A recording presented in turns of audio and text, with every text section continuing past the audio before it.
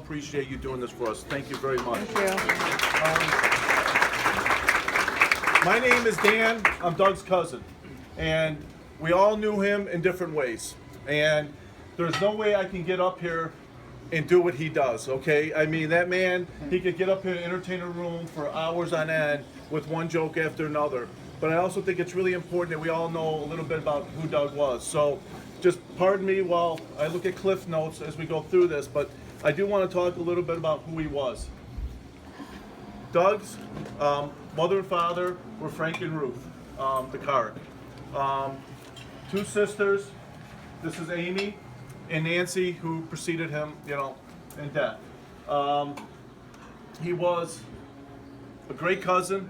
I know he was a wonderful friend. He was a husband, and I think, most of all, probably one of the funniest people we'll ever get a chance to know, just while watching him walk into a room and cracking a few jokes. He went to Hinsdale South High School. He went to the University of Arizona. He worked this restaurant business, for those of you who know him, from the bottom all the way to the top, and then over to Walmart, which he truly enjoyed all these jobs. And for those of us in his family, we heard tons and tons of stories about all this.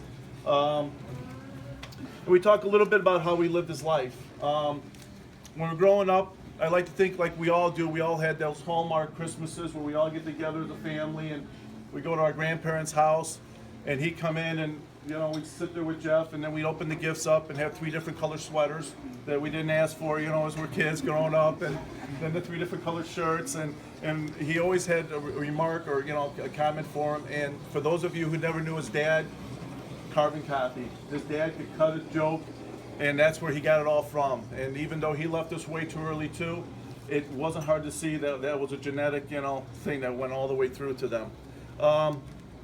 One of the hardest things, when something like this happens, because I think this is still surreal for a lot of us. It's still hard for a lot of us to, kind of figure out how this all happened. But it's important to know who he was and what he meant to all of us. And the Christmases were great. He worked over at Granger Oldsmobile for many years. And for those of you in the early days of knowing him, we used to rust-proof cars. Underneath the cars, you have to go and spray them. This is back when they all rusted out. And Jeff can certainly remember this. And you go back there, and you always knew if Doug was rust-proofing the car, because it was like Back to the Future. The gloves, the jackets, the grease on the face. He had everything, and you couldn't even tell who was underneath there. But the funny part was he was the cleanest guy at the end of the day. He was the smart one. Maybe we weren't the smartest ones. The most recent Hallmark moments we talk about, we had the great pleasure to take the train and come up north to Michigan and spend the Christmas with his family. And you don't really think about it until something like this happens, but how lucky we were to sit down and watch this guy with a bag of shrimp walk in there with shrimp and cheeses and everything, and put it all down, and then he started his routine. And we were talking, some of us were talking earlier about how he missed his calling. He should have been a stand-up, because the man had a great sense of timing and everything, of how to make people laugh, whether they were young or whether they were older. He gravitated towards kids more than he actually did towards adults. I mean, he was just a wonderful, wonderful guy. I would like for people to come up here and talk a story about him. And if you got something to say, please come up here and say it. It's really important. And tell jokes, because that's the biggest part of it. And, I wrote down some jokes, and I thought about it, and I gotta be honest with you, it's impossible to sit here and try and tell jokes the way he did, because it just came too easy to him, and for some of us it doesn't come quite as easy. But people like that are to be cherished and really thought of. And so, in true Doug fashion, we did put a Bears jersey over here, and anybody who'd like to make a donation to Amy to help offset the cost of this funeral would also, the funeral expenses would also be greatly appreciated, and we appreciate it. He was a great guy, but he lived day to day, and he lived on his own terms, and that's the way he was going to be, and that's the way he was always going to be. But I appreciate it, and if anybody else like to come up here, please come up, say your stories. We all want to hear them, because I think he touched everybody here in different ways, and I think that's the magic of this whole day. So, thank you. Thank you.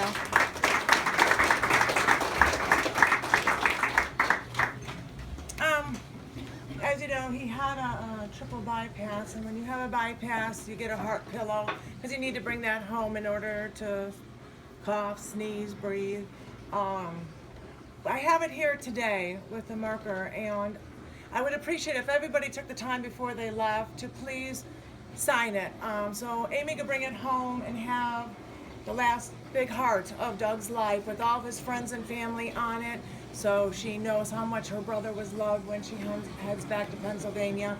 I just think it would be a nice thing for her, and so if you all could do that.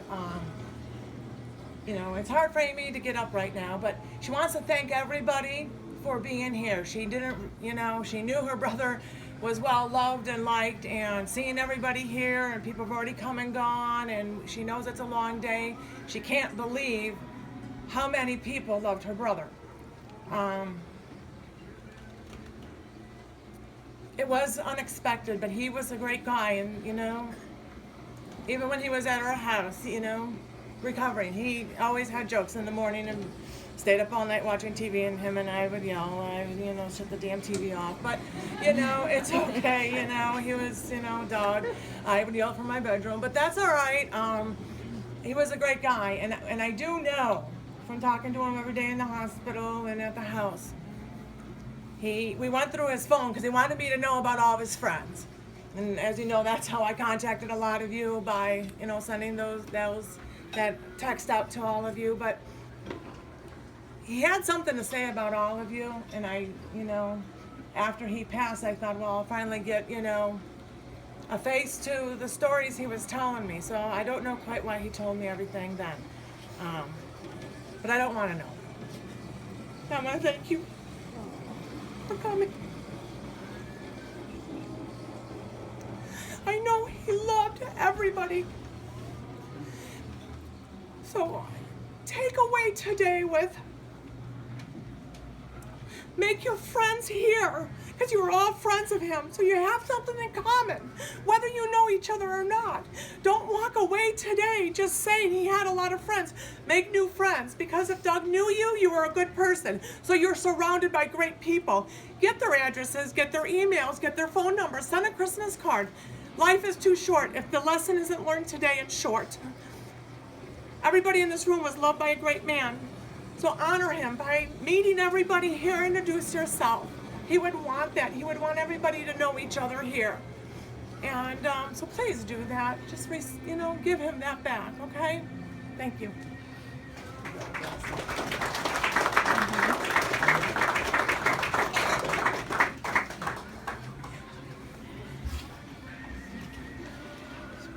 My name's Dawn.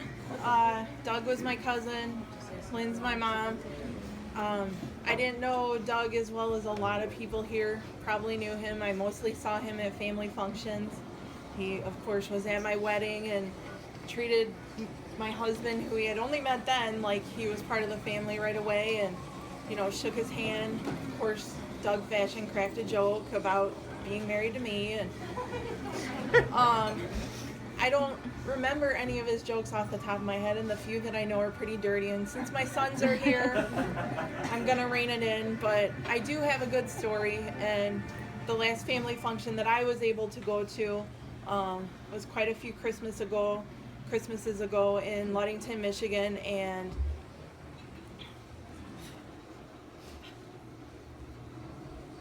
after my grandpa passed away, my grandma's wish was to have the first Christmas in Ludington with the whole family, so we were all up there, and I was recovering from gallbladder surgery, and I was a hot mess, and everything hurt, and every time Doug made me laugh, I wanted to whack him one because it hurt so bad, but he kept my spirits up. And one of the best memories of that whole trip was all of us driving. For those of you who have never been to Ludington, there is this bridge on the way to my grandma's house, and it was always icy and just a horrible bridge, and then if you went off of it, you went into the water. And a lot of people did, including my parents. Almost.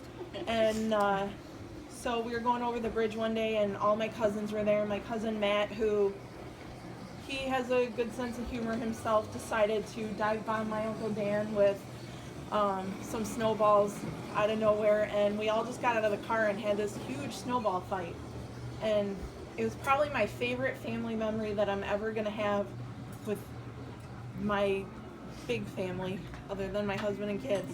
But so that's my memory. And Doug was really happy, and you know, everybody was crammed into my grandma's house because there were so many people that came, and then there was the cabin, and you know, we just all made it a really nice Christmas, and so that was my favorite memory of Doug. So that's it. Thank you. So none of you people know who I am, but I opened up Walmart with Doug, and all of my Walmart people here. I very strongly remember all the times Doug would complain about our management. No. Michelle, my name is Michelle, by the way. All the times he complained about management, and the thing about Doug is, through all the complaints, we would share complaints because we had some, you know, real interesting coworkers. But through all the complaints, he'd be the first guy to jump over the counter and help someone load a pumpkin in their cart. You know, he had code words for all the pretty ladies would walk by the deli. If Grace was here, I believe Grace said bananas was one of the code words. I'm not sure. But going into Walmart was hard a lot of the time, especially for a lot of us. I have my own family issues, and seeing Doug, and he's kind of, you know, strutting his stuff, and that's how he walked through the store, and that's who he was. And I met Doug in a time of my life where I had just found my father, and he was the guy who would kind of pull me away and give me those fatherly talks when I didn't know how to talk to a dad. So, as people were saying before, you know, all of us have this incredible bond through an incredible man together, and he touched me in a way that I didn't have a father, and Doug kind of stepped in without really needing to and gave me the advice that I didn't have, or, you know, how to talk to my dad now just meeting him. And I haven't worked for Walmart in years, and anytime I did, we'd always, you know, do that, hey, how you doing, cool, see you later kind of talk. But it was always like I saw Doug, and, you know, I got to hang out with a friend. He was never a coworker, he was always my friend. And I feel bad because Grace is probably going to say the exact same thing, but he had a saying like, looking good like a deli should. And that was Doug in a nutshell. He was a sarcastic asshole, but he was the biggest sweetheart of all time. And I will forever miss Doug. So, cheers to Doug. Yeah.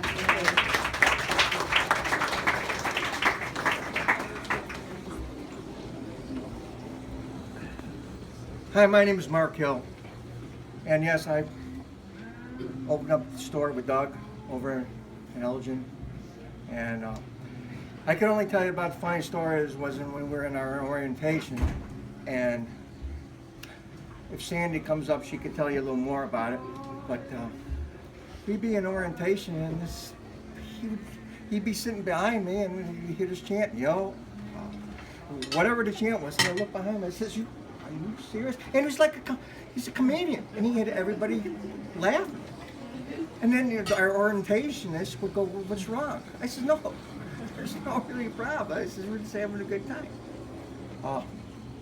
I just to say that, you know, I had the pleasure of working with Doug, with everybody that was at the Elgin store.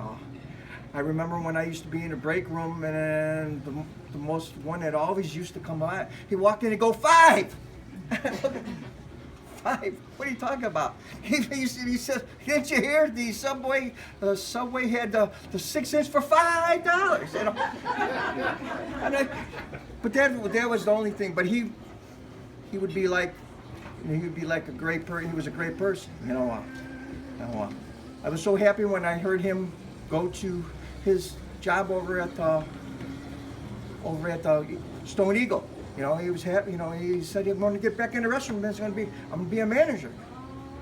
And I said, that's great. Every time I walked in Walmart, you know, I basically looked for him the first, and he'd be the first one, you know, to say hello.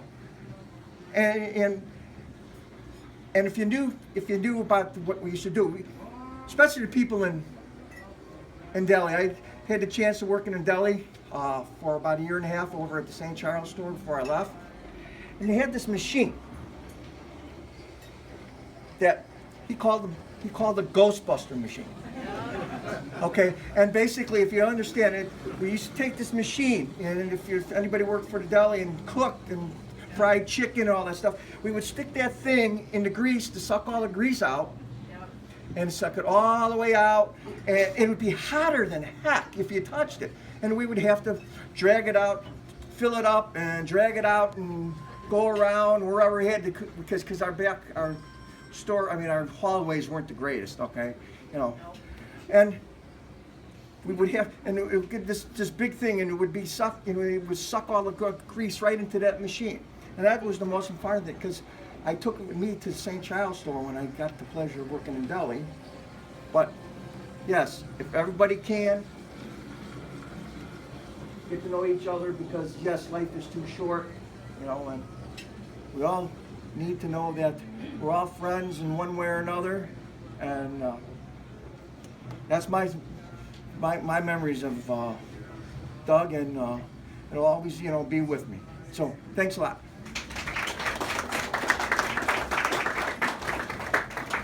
Hi everybody. I gotta go back to work, so I'm gonna sneak in here. How Doug hired me at Chianti's here in 1984, and too many memories to count. Two of my favorites though. We used to beg him to do this Taco Bell manager impersonation. He had like a box of stuff, and it was a Taco Bell uniform that he did not fit in, and it was very tight, and he had white patent leather shoes and a white patent leather belt and this keychain thing, and he would do this whole impression about being a Taco Bell manager. It was hysterical. And then in 1995, I believe it was, we made a calendar for Christmas for him. So if you find this calendar, we made a boob calendar, and we Xeroxed our breasts. He told me he had to tear it up for his last girlfriend. I'm sorry about that. But anyway, so it was like the girls of Chianti's. Oh my God. There was just the boobs. And he'd go around going, March. He'd be like, necklaces. So anyway. If you had a necklace on. Exactly. So we made him a calendar. He loved that calendar. And then just. Wasn't very good. And then just recently, last time I saw him was about a month ago, he came and applied at Riganatos, where I worked on the east side of Geneva, and the manager, the owner, I was over folding napkins or something. Oh, I'm sorry. I was over folding napkins, and he walked in and talked to my manager, and he left, and before he left, he came back and said, talk to me, and kind of groped me and said, hey, are you available? And yeah, Doug put in a good word for me, and he left, and my manager said, I said, oh, that was Doug Chianti, and he was, oh, did you own Chianti's? I go, no, but he was Doug Chianti, and if you hire him here, he'll be Doug Riganato. That's for sure. So, but anyway, I love Doug. I gotta get back to work. Thank you, Cindy. Seeing you all, and if you're all here like at 8:30, call me, because Esther knows everybody. Bye. Bye. My name is Paul. I'm not going to tell you a Walmart story because I didn't work there. My wife worked with Doug in the deli. So we got to become pretty good friends, and he was known as Deli Doug. He came over all the time and watched sports with me, regardless whether it was the Bears, the Hawks, the Cubs. We liked them all. And Doug was very opinionated. When we watched football, he would tell me, he was holding. Didn't you see it? I says, what do you mean, didn't I see it? I'm depending on you to tell me what happened. He was ready to trade anybody who fouled up the team. And I had a couple other friends that came over and watched the games with us. And one called on the phone, so he became friends with Doug on the phone only. And he called about the games too. My closest friend from years ago, his wife is a Green Bay Packer fan. So she came over one day with her Green Bay Packer shirt on and everything. And it got later into the evening because Doug and I watched the first game, the second game, and then the third game. So it was a long day for us. And they left after she seen her Packers play. And Doug says to me, I hope the next time your friend comes, he doesn't bring her along. Doug was a great guy. I'm gonna miss him. I really am. I only knew him for maybe 5 years. And when we took him for his shots in his eye from his diabetes and his laser surgery, the first time we went, he was really worried about it. And I said, buddy, don't worry about it. I've had 16 shots with a cancer drug in my eye. And I said, they're not as bad as the anticipation of getting a needle in your eye. That's the worst part. I said, it goes pretty damn easy. So after he got the shot, and then we came home, and naturally I was sitting in a chair and he was sitting next to me. We would find some sporting event, and he would be sitting on the couch, and then all of a sudden he was snoring. Who the hell am I talking to? I love Doug. I really did. He was a good friend of mine, even though I couldn't see his face. But he was a great guy. That's a shame, because he has a great Here's face. to Doug. Yeah.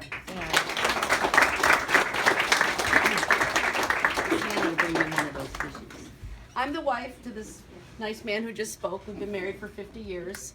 But going back to when we all started at Walmart, I worked with Doug in the deli, and Mark spoke earlier, and Mark is the one that I remember so well, him saying, turning to Doug and saying, I want to work with him, because Doug was so funny all the time. He was a lot of fun to work with. He was a good friend. He was at our house quite often, and we shared him with many of you because he hopped around a lot. His cousin, who's nodding over here, Dan from Dowagiac. What a small world it is, because we used to live in Dowagiac, and then when he told me he's got cousins up there, I'm like, we're going to have to drive up there together, which unfortunately we never got to do. My daughters all met him. I have one daughter with me today and my 2 grandkids, and one is waving his little stuffed fish. They wanted to make sure I tell the story of.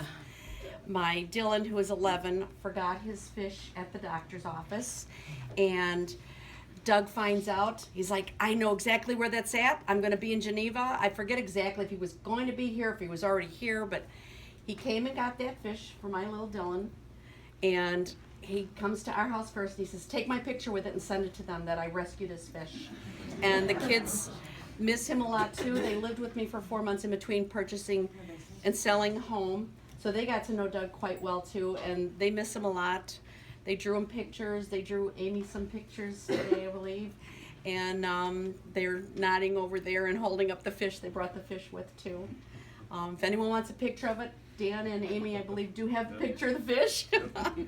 I probably think of more stories later, but one more thing.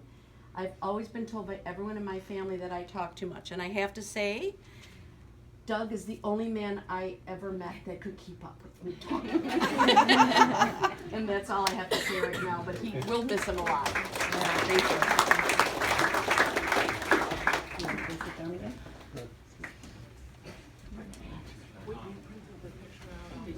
Nobody here knows me, and that's okay. But I work at Chase in Batavia, so please don't hold that against me. It's a job. But that's where I met Doug. He was a customer. My name is Gary Kuhnel. I don't have a story about Doug and Doug's funny jokes or anything else. What I'd like to talk to very briefly is the way the man made an impression on people, the way he kind of, the way we became friends. It was just, there was something about Doug, and I loved to see Doug come in, and I loved to talk with him briefly while I took care of him and those kind of things. And then, I discovered that one day here during Festival of the Vine or Geneva's Swedish Days, there he is out there cooking. It's like, Doug!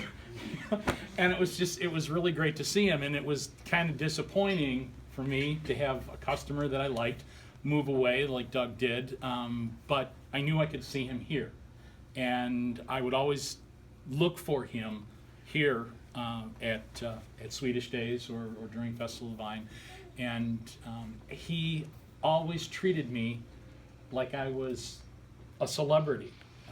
And I shared this with Lynn. I was here with a friend 1 year, 2 years ago, ordering up some of that incredible pasta. And Doug always took care of me. You know, I mean, you got like an extra large serving from Doug, those kind of things. And he says, "Are you going to be hanging around for a little bit?" Well, yeah.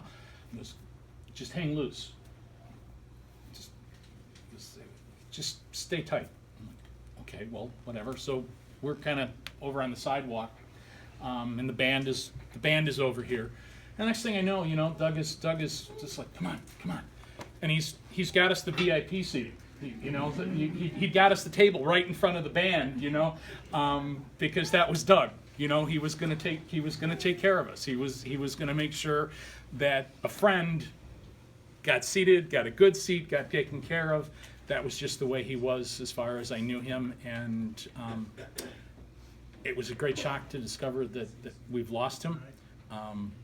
But I personally, I'm sure as all of you feel, was greatly privileged to have known him for the time that I knew him, and I will miss him.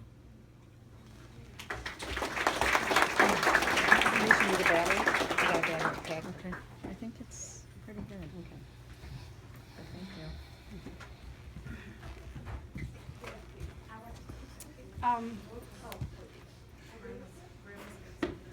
Want me to start?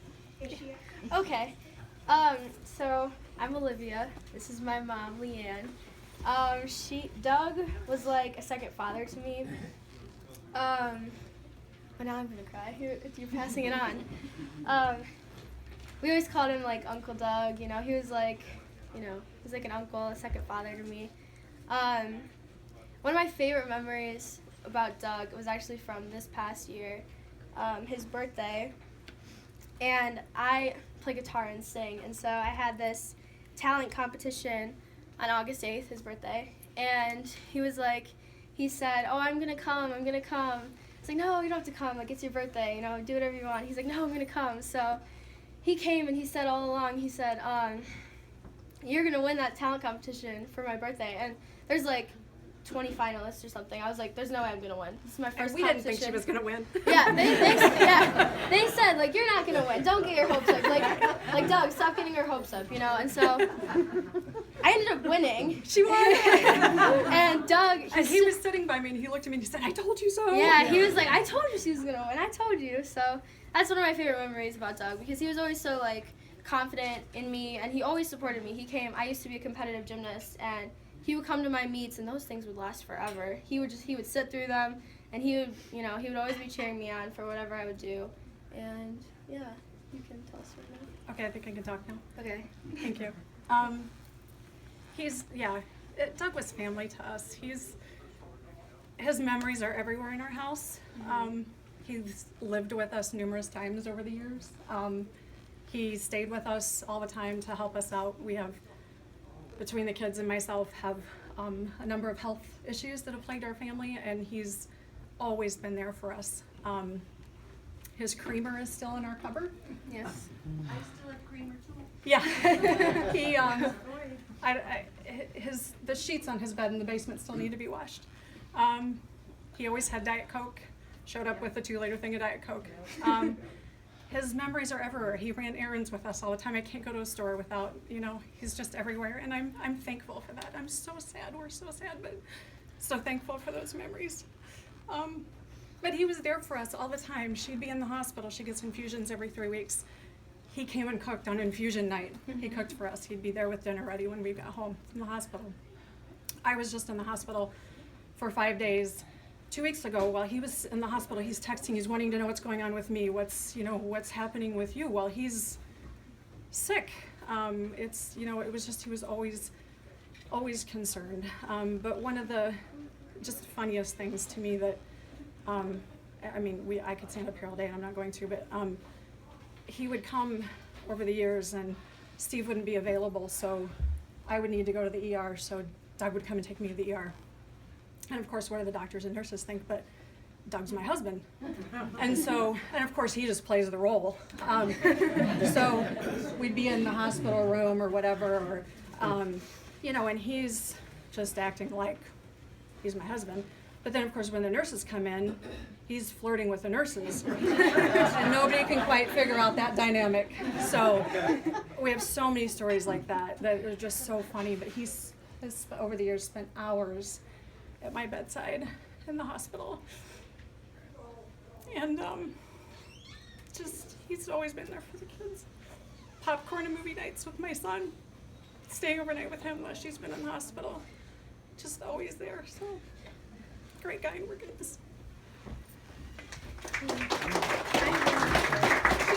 I do have one. Delivering.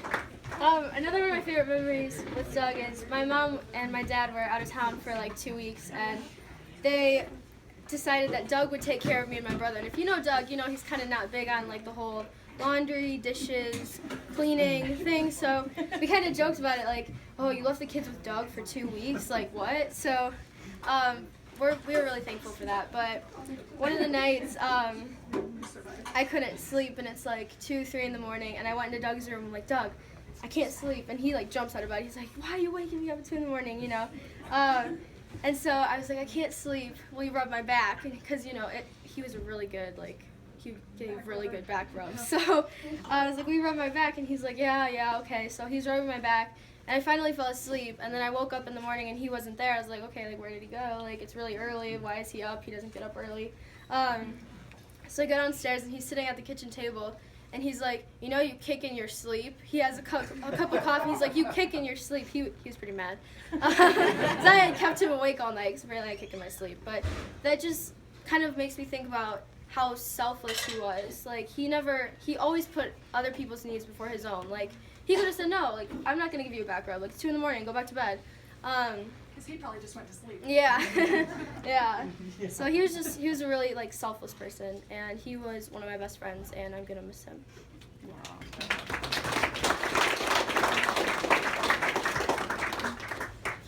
I'm Doug's aunt, the only living one he's got left. Loved him dearly.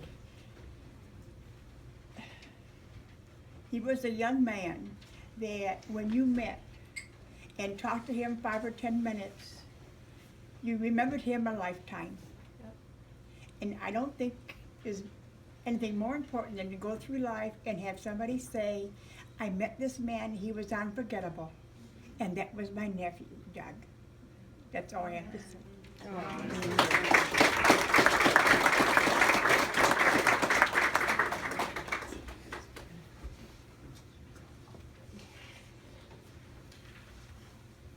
Well, if we're gonna say one more thing, I'll tell you one quick joke in all of Doug's frame. These 3 guys are going to heaven, they get in front of the Lord, and the Lord says to them, what would you like your friends to say about you at the end? And the first one says, I would like for them to think I'm a loving father and a good husband. And he goes, great, passes them on. The second one says, I'd like for them to think of me as a great coworker and a loving friend. And they move them on. And the third one walks up and says, I'd like for them to say, he's moving, he's moving. I had to say this, that's the way Doug always does his stuff.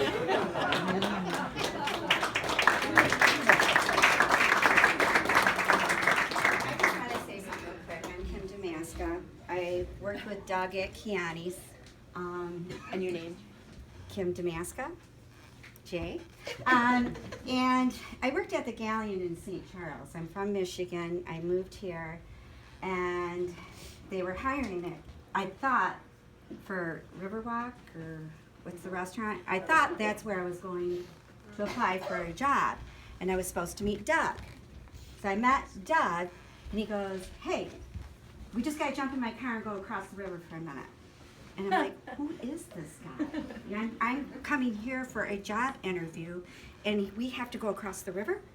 And I'm thinking, okay, because, you know, I guess I was naive, I trusted him, okay.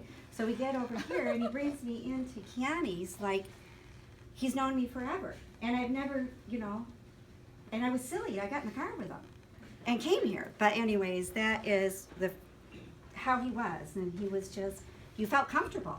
I got into a car with a complete stranger and came here because I was so comfortable. And one of the stories I have is he was our general manager, and it was April Fool's Day.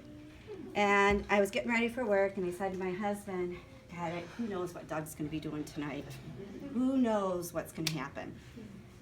And I was at a table, and I was opening up a bottle of wine. I presented it, and as I was opening it, I broke the neck of the bottle, and it went into my hand here. And I grabbed the rag and stepped away from the table, and I went up to Doug, and I said, Doug, I think I might, you know. And he goes, oh my God. Throws me in the car. We drive down to the hospital right down the street, which isn't there anymore. We went down there, and nurse gets me in, and okay, well, we called your husband, and he doesn't believe us. And I go, what? Yeah, your husband called. Apparently, Doug called him that you're in the emergency room, and he didn't believe us. So he had to call back to just make sure that you were really here before he drove up to get you. Because we were just talking, what the heck is Doug gonna do? And it happened to be, but I really did cut myself and ended up with stitches. So, and I left and moved away in 1998, and I'm just sad that I didn't stay in contact with him all these years. Listening to so many people that have met him and been friends with him, but I just feel like that, you know, he's always been my friend, even though I haven't seen him in 15 years. He would come by going to Ludington. I live in Grand Haven, and he would stop by and say hi, but I haven't seen him in quite a while. But just, I miss the guy. You know, even though 15 years I haven't seen him, but he just always feels like he's there with you anyway.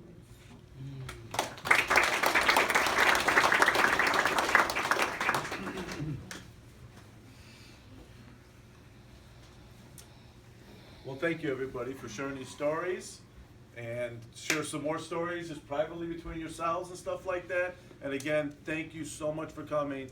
And again, thank you. But, thank you so much for putting this on.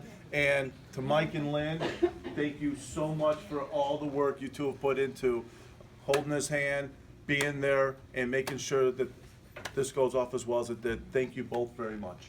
Thank you.